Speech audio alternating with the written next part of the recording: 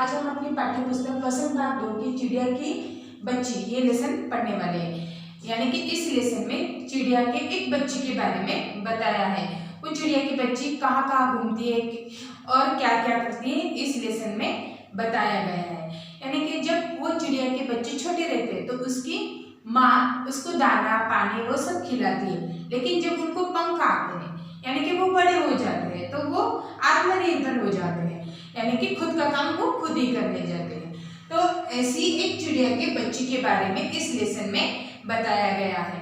तो सबसे पहले ये पाठ शुरू करने के पहले मैं कुछ कविता की पंक्तियां आपको बताने वाली हूँ। तो देखो सुनाने वाली हूँ, सॉरी।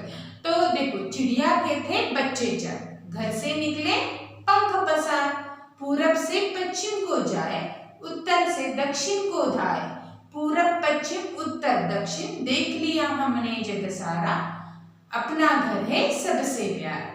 लेकिन यानी कि इस कविता में बताया गया है कि कहीं भी जाओ, यानी कि पूरब दिशा में जाओ, पश्चिम में जाओ, दक्षिण में जाओ, उत्तर में जाओ, तब भी पंछियों को अपना ही घर यानी कि अपनी माँ का ही घर, अपना खुद का घर ही अच्छा लगता है।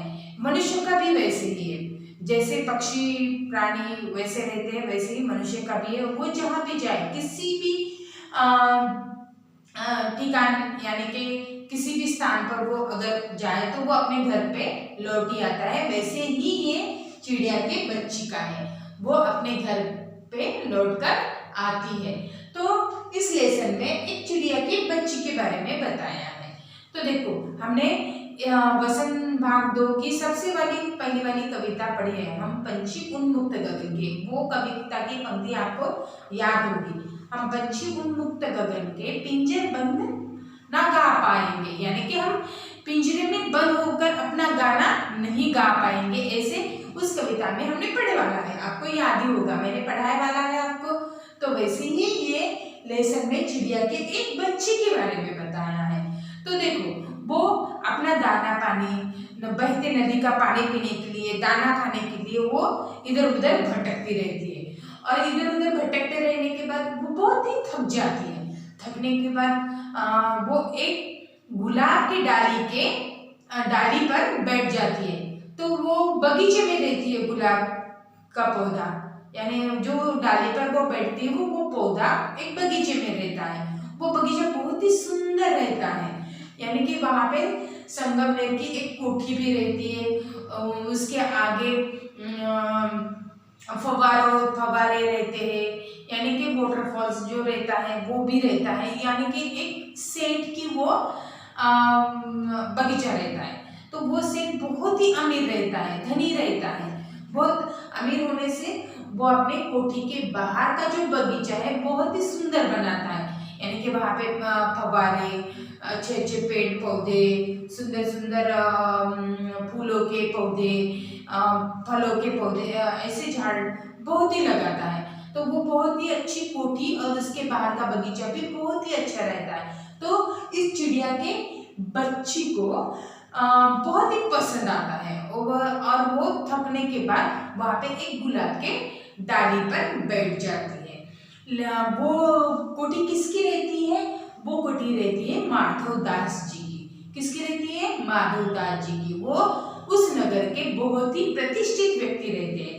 तो इस लेसन में जैनेन्द्र कुमार जी ने बताया गया है कि उन्होंने बताया है कि वो जो सेठ रहते हैं माधवदास जी, तो उनको कला जो रहती है, कलाकृति की बहुत प्रेमी रहते हैं वो, यानी कि उनको जो अमीर लोग रहते हैं उनको व्यसन रहते हैं अलग अलग तरह के, जैसे कि दारू का, जुए का, ऐसा व्यसन इनको नहीं रहता है, सिर्फ ये कला प्रेमी रहते हैं। इसलिए उन्होंने अपनी कोठी के बाहर बहुत अच्छे अच्छे पेड़ पौधे वो लगाए हैं। तो उनको वो चिड़िया बहुत ही पसंद आती है। वो चिड़िया गुलाब के डाली पर बैठ जाती है, तब वो कैसे दिखती है?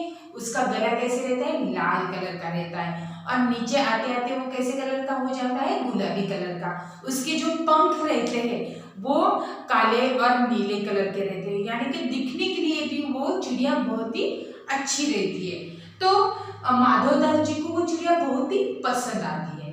तो वो अपना काम होने के बाद यानी कि वो कुछ शौक पानी तो नहीं करते हैं, यानी कि उनको कुछ भी व्यसन नहीं रहते हैं। तो वो क्या करते हैं, बराबर उनकी कोठी जो है उसके बाहर बरामदे में बैठकर मसलत यानी कि तकिए को टेक कर अपनी कलाकृति को निहारते रहते हैं, यानी कि पेड़ पौधों को देखते रहते हैं। तभी उनको वो चिड़िया वहां पे दिखाई देती है। वो सैर भाव से यानी कि इस डाली से उस डाली पर, उस पेड़ से उस पेड़ पर ऐसे उड़ते हुए दिखाई देती है। तो वो माधवदास जी को वो चिड़िया बहुत ही पसंद आती है।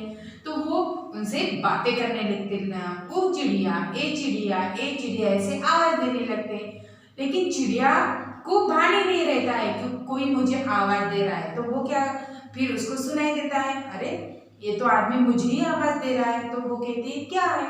तो माधवदास जी कहते हैं कि तुम दिखने के लिए कितनी अच्छी हो, तो तुम मेरे ही बगीचे में रहो, ऐसे वो उसे कहते हैं। तो वो चिड़िया की बच्ची क्या कहती है, नहीं नहीं नहीं, मुझे तो घर पे जाना ही होगा और मेरी माँ मेरा इंतजार कर रही होगी, ऐसे वो सेठ माधवदास जी को कहती है। तो वो कहता है तुम्हारे घर पे ऐसा क्या है, तुम बार बार घर पे जाने की ही बात कर रही हो। तो वो कहती है मुझे एक भाई है, मेरी माँ है और माँ मुझे बहुत ही प्यार करती है, तो मुझे उनके पास जाना तो जरूरी है।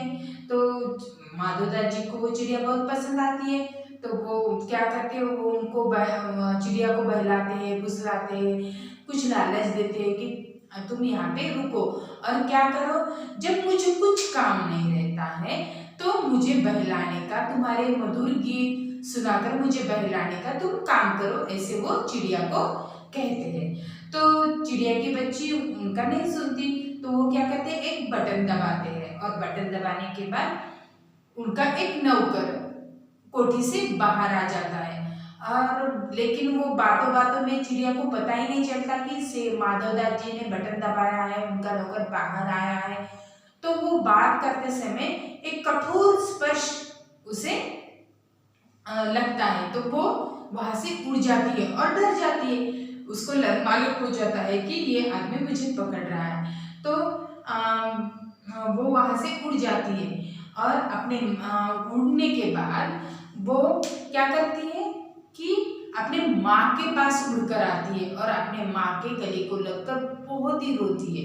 तो उसकी माँ उसे पूछती है क्या हुआ बेटा, तुम क्यों रो रही। लेकिन वो चिड़िया की बच्ची अपने माँ को कुछ भी नहीं बताती। ऐसे रोते रोते ही उसकी आंख लग जाती है और उसे लगता है कि मैं ऐसे कभी भी न उठूं, यानी मैं अगर उठ गई तो मैं मेरे माँ से अलग हो जाऊंगी, तो मैं ऐसे ही सोई हुई रहूं, ऐसे चिड़िया के बच्ची को लगता है।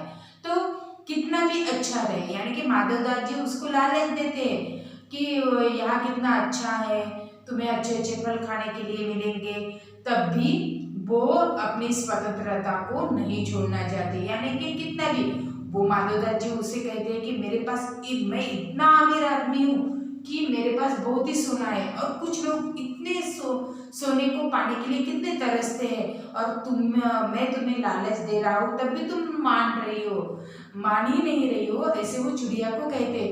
यानी कि वो कहते हैं कि मैं तुम्हारे पिंजरे में मोतियों की झालर लगा दूंगा, तुम्हें जो पानी दूंगा वो भी सोने की कटोरी होंगी, तुम्हारा पिंजरा भी सोने का होगा, तब भी वो चिड़िया उनकी बात नहीं मानती और अपने माँ के पास उड़कर आती है।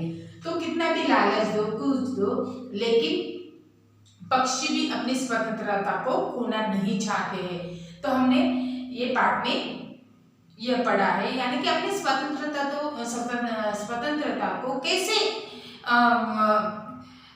टिका कर रखना है, ये इस पाठ में बताया गया है एक पक्षी के माध्यम से, यानी एक चिड़िया की बच्ची के माध्यम से जैनेन्द्र कुमार जी ने स्वतंत्रता के बारे में बताया है। तो मैं आशा करती हूँ ये पाठ आपको समझ में आया होगा। तब तक के लिए धन्यवाद।